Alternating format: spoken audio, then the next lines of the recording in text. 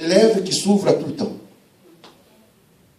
La capacité de garder secret. Est-ce qu'on peut lire Proverbe 11, 13? La calomnie dévoile le secret. Notre frère a été calomnié. Et Dieu lui dit, qu'est-ce qui se passe? Tu sais, le frère là qui chante là. Ah, c'est là qui reste toujours à côté du pasteur. Qu'est-ce que tu as appris? Ah, tu as raté quelque chose. Ça, c'est dans l'église. Bien-aimé, tu apprends quelque chose, une calomnie, quelque chose dans l'église.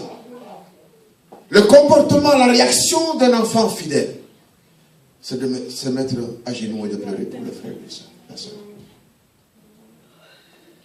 Et si tu as à dire, va dire à un responsable, voici, nous avons appris ceci. Et le frère, on va le reprendre dans le secret, comme on le dit. Mais que dans l'église, qu'une phrase qui sort d'une bouche se répand rapidement comme du vent dans l'église. On peut se demander si nous sommes des enfants de Dieu, si nous marchons dans la fidélité.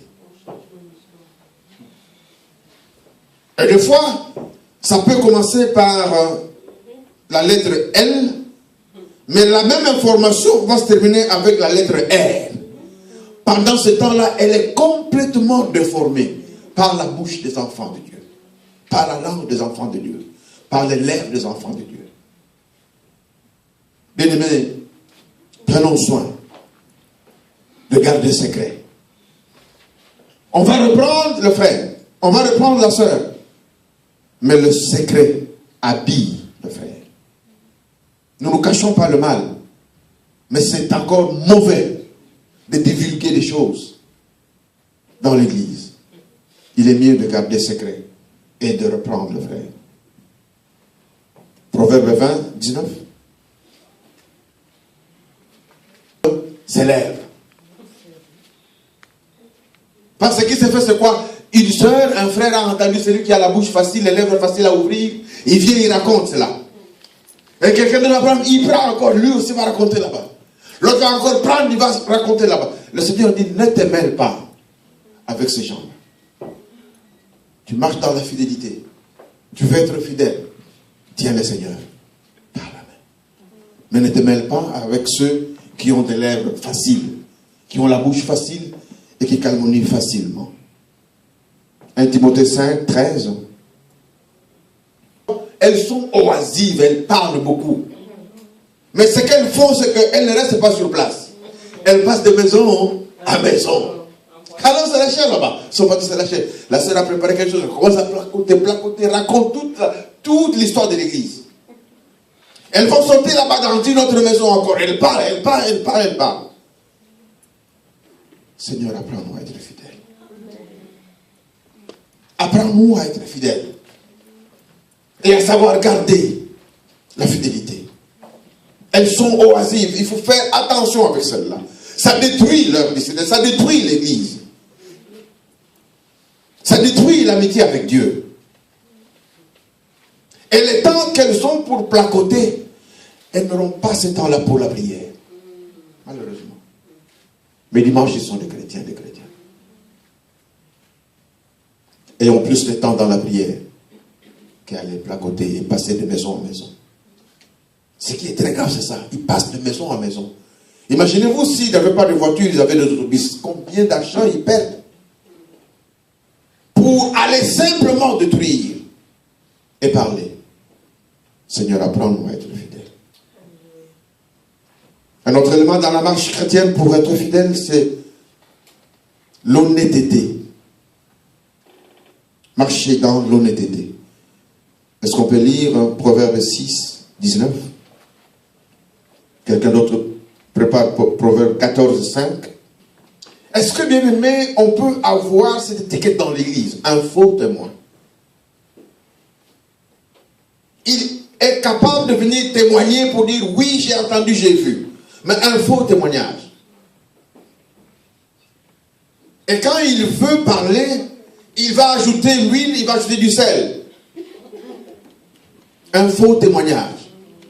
Et la parole dit, c'est ça, simplement ça aggrave la situation dans l'église. Ça divise les frères et sœurs. Ça sépare les frères et sœurs.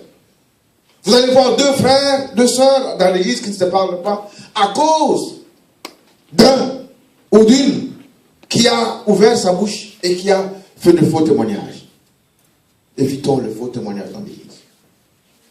Vivons dans la fidélité. Bien-aimé, si tu n'as pas vu quelque chose, ne le dis pas. Il y a un monsieur qui est terrible dans la division. Son nom, c'est On. Vous le connaissez? Le On, il n'a jamais eu de commencement ni de fin. Ce monsieur-là, il est très, très dangereux dans la vie, mais surtout dans la vie des enfants de Dieu. Monsieur On. On lui demande qui? On. On, il n'a jamais de nom. C'est monsieur On. Et il divise, il détruit. Nous devons être fidèles et éviter cela. Proverbe 14, 15, 5. Soyons des témoins fidèles à notre vie. Ne mentons pas. On va aller rapidement. Un autre élément dans notre vie de fidélité, c'est notre vie de prière. Romains 12, 12. Romains 12, 12, disons la parole de Jésus-Christ. Réjouissez-vous en espérance, soyez patients dans l'affliction et préservez dans la prière. Amen. Persévérez dans la prière. Soyez fidèles dans la prière. Bien-aimés, je reviens encore à cette église pour vous dire que nous avons un outil très important et très fort dans l'église, qui est notre chaîne de prière. Je nous demande de nous embarquer là-dedans. Que nous ayons le temps de rester avec le Seigneur dans la prière. Ça se passe le mercredi et le samedi. Embarquons-nous. Soyons des hommes et des femmes de prière. Laissez-moi terminer cet enseignement. Je pense que je le ferai dans une discipline de prière dans cette église, où je demanderai un jour de jeûne de prière dans l'église, pour que chacun de nous reste dans la présence du Seigneur. Seigneur, apprends-nous à être fidèles. Apprends-nous à être fidèles. Un autre élément dans notre marche dans la fidélité, c'est l'utilisation de nos dons. Un proverbe 4 plutôt, de 10 à 11. 1 Pierre, qu'est-ce que j'ai dit? Excusez-moi. 1 Pierre 4, de 10 à 11. Est-ce qu'on peut lire cela? À la disposition des autres, le don qu'il a reçu. Bien-aimés, je vous ai dit et je vous répète encore que Dieu ne nous a pas créés vides et en vain et inutiles. Chacun de nous est un investissement de Dieu. Dieu a investi à chacun de nous des dons. Et la parole nous demande à ce que chacun de nous mette à la disposition des autres le don qu'il a reçu de Dieu. Tu as reçu le don de chanter, chante pour le Seigneur. De prier, prie pour le Seigneur. D'exhorter les autres, exhorte les autres. Tu es habile à ceci, fais-le pour le Seigneur. N'empêche pas aux autres de bénéficier de ce que le Seigneur a mis en toi. Chacun de nous est un dépôt de Dieu. Mais c'est pour les autres. Vous comprenez cela? Alors demande-toi, Seigneur, qu'est-ce que tu as déposé en moi que je peux donner aux autres? Dieu ne nous a pas créés égoïstes ou égocentriques. Chacun de nous a reçu quelque chose qu'il doit donner.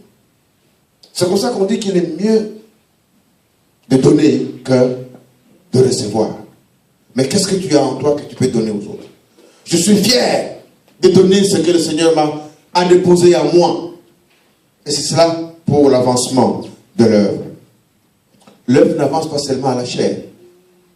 L'œuvre avance dans des dons que le Seigneur a déposés à chacun de nous. Mais mettons ces dons-là au service du Seigneur. Nous devons être fidèles dans le moindre détail. 1 Timothée 3, 11, est-ce qu'on peut lire cela? Après, nous allons nous lever pour proclamer avec David le psaume qu'il nous a enseigné.